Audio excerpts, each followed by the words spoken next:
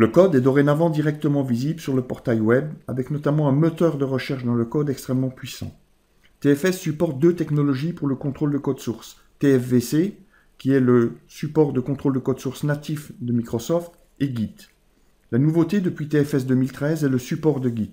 Il s'agit d'une technologie open source qui a été adoptée et intégrée par Microsoft ces dernières années et qui devrait devenir prédominante à l'avenir. Elle a deux principaux avantages par rapport à TFVC. Tout d'abord, l'historique est présent en local sur le poste de chaque développeur, ce qui évite d'interroger le serveur lorsque l'on veut consulter l'historique ou faire des mises à jour de code. D'autre part, la gestion des branches est beaucoup plus souple et puissante qu'avec TFVC. Git présente en revanche quelques inconvénients. La taille du repository sur le poste du développeur peut éventuellement poser problème. La sécurité n'est gérée qu'au niveau du repository entier, on y a accès ou pas. On ne peut pas donner accès à un répertoire particulier ou interdire l'accès aux autres. Dernier point, le workflow de travail a beaucoup évolué avec Git et la courbe d'apprentissage pour les développeurs n'est pas à négliger pour pouvoir travailler dans de bonnes conditions. Pour finir, un dernier avantage non négligeable. Il s'agit réellement d'une implémentation de Git et non pas d'une implémentation custom créée par Microsoft.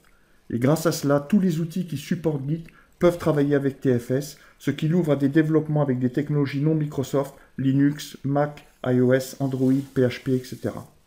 Dans la prochaine version de TFS, on aura la possibilité de mixer l'utilisation de FVC et Git au sein d'un même projet.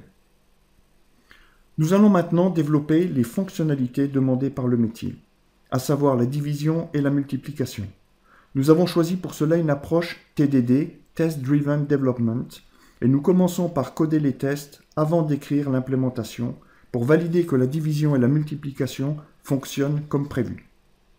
Les modifications sont faites dans Visual Studio et les tests sont exécutés automatiquement en tâche de fond par nCrunch, un add-on qui permet de vérifier l'état des tests unitaires en temps réel et de visualiser la couverture de code dans la marge à gauche avec des boulettes rouges, verts ou noires si ce n'est pas exécuté, au fur et à mesure de l'écriture du code et des tests.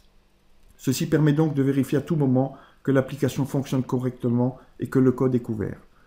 Une fois que toutes les icônes sont au vert dans nCrunch, nous allons pouvoir committer l'implémentation du code.